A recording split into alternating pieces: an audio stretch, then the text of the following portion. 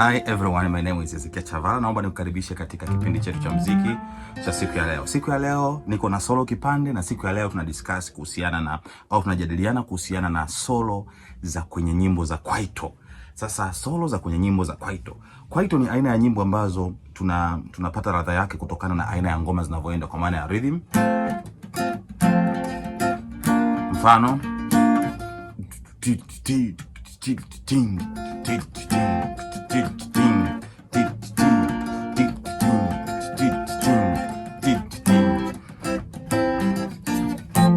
sasa hii ni aina ya muziki unaitwa kwaito. Asili yake ni South Africa. Sasa kuna namna bora ya kupiga solo za kwaito. Tulizoea zamani tulikuwa tunapiga